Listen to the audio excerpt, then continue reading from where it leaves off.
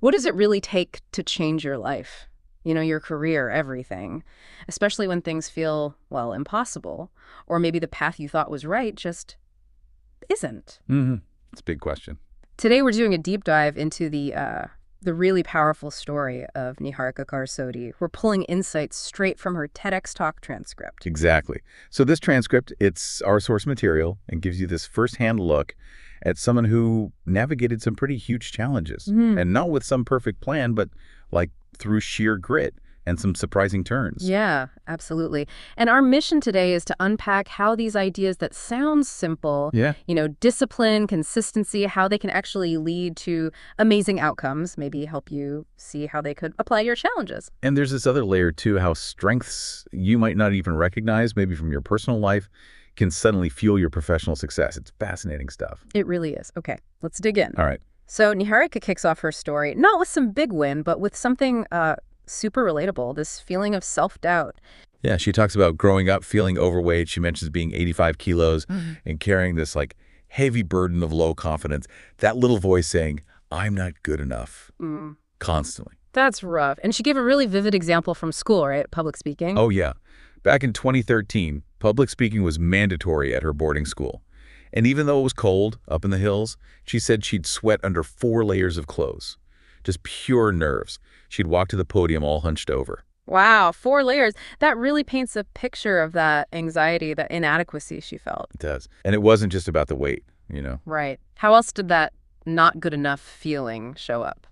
Well, she felt she wasn't great at studies or sports either, so it all kind of compounded that feeling. She even shared these really personal details, like having to ask the school matron for a bigger skirt after summer break. Oh, wow. Yeah, and buying T-shirts from the men's section because nothing else fit. It just became this, like, normalized frustration for her, digging that feeling in deeper. That sounds incredibly tough to live with day to day. But then something changed. Around 18. Exactly. She decided, okay, enough is enough. I want to change things.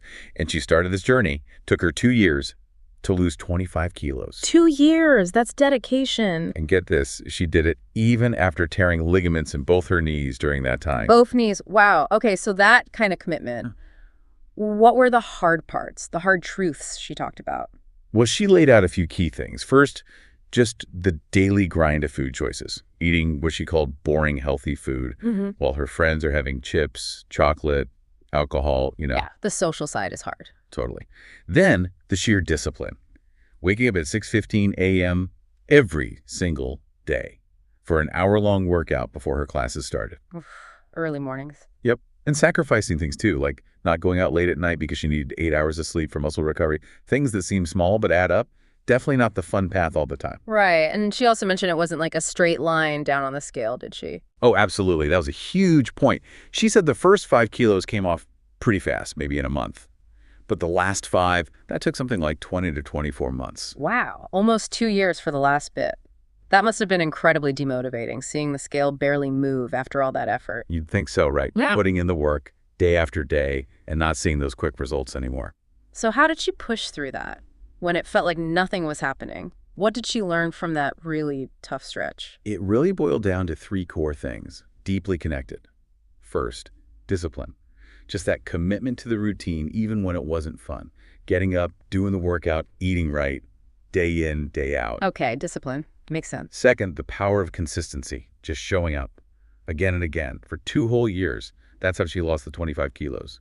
Small actions repeated relentlessly. Consistency, got it. And the third? Perseverance. That grit to keep going even when the scale wasn't moving or when progress felt stalled. Just pushing through the plateaus. Finding a way. Discipline, consistency, perseverance. Okay. And beyond the weight loss itself, how did this huge effort change her, like emotionally, inside? She described feeling light, nice, just good. And she said it wasn't just about being physically lighter. It was also, the science, a healthier body, a healthier mind, producing those happy hormones. Ah, right. It was, in her words, her happiest breakup. Breaking up with that voice saying, I am not good enough. That's a great way to put it. Happiest breakup.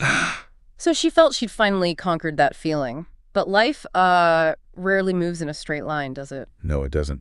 Just when she thought she'd maybe put that feeling behind her, something totally unexpected happened. A career setback. Right, the job situation. Yeah. At 23, only 11 months into her first job, she got fired. Just like that. Just like that. Her boss basically said, your services are not required anymore. She said she honestly thought it was a joke at first, like it's not even April. Oh, man, but it wasn't a joke. No. Turned out half the team was laid off. A financial decision from higher-ups, apparently. And boom, instantly, that I am not good enough feeling came rushing back. Hard. Ugh, I can imagine. It's amazing how quickly those old doubts can just ambush you. What did she do? She said she just broke down, cried to her mom feeling like she'd never have a career now. All those old insecurities, not good at studies, sports, marks, and now not even good enough for a job. It all just piled on. That's rough. But it seems like that difficult experience actually became a catalyst later on, especially when the pandemic hit. Exactly. Instead of seeing the pandemic as just another setback, she views it as this weird, unexpected chance to reset, to redefine what she wanted. She focused on changing 3 big things. Okay, what were they? First, finding her purpose. She believed, we're here to be of some service, and she needed to figure out what that meant for her, especially since, as she put it, the map that society laid out for me did not work out. Finding purpose. Got it. What else? Second, some pretty practical goals. Earning better money, having a good standard of living, achieving financial independence. The basics, but important. It makes sense. And the third, this one's interesting, finding contentment and peace, which, she noted, is surprisingly hard these days with social media constantly showing you everyone else's highlight reel. Oh, yeah, the comparison trap. Totally. Yeah. It made her feel less rich, less successful, less pretty. So she actually did something pretty bold. Yeah. She deleted her influencer Instagram account because of how it made her feel. Wow, that takes courage. Good for her. Right. And if you fast forward to now, her situation is pretty impressive. She works about 3 hours a day, has something like 17,000 customers in over 130 countries. 3 hours a day. Nice. Yeah. And she teaches her main course, Summit 21, to groups of around 160 people from all over the world, ages 19 to 65. She's been operating in the global market since 2021. That's quite a turnaround from being fired and feeling lost. So how did she get there? This leap into entrepreneurship wasn't exactly planned either, right? Not at all. It involved her lifelong connection with writing. Apparently, she started writing poetry when she was just 7. 7? Wow. Yeah, then school newsletters, college blogs. She even had a health and fitness Instagram page where she wrote. Eventually, she started writing more seriously online, LinkedIn, Twitter, Medium. Okay, so writing was always there in the background. Always. And then she set this. Well, she called it a bold goal. She decided she'd quit her corporate job.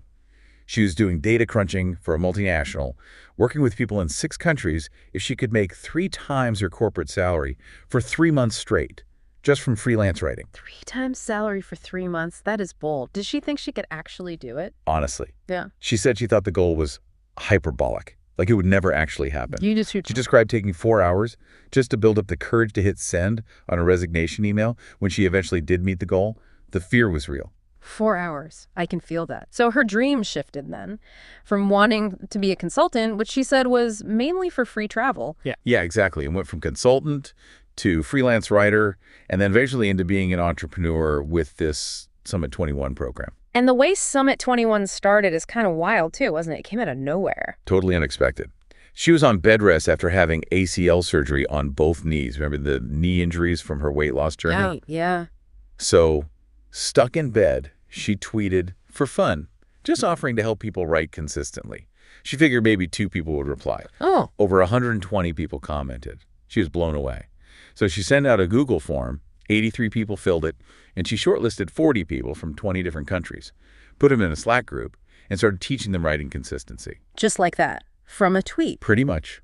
But here's the really crucial part, the connection she made. Okay. She realized her knack, her strength for teaching writing consistency didn't actually come from her job or any professional writing training.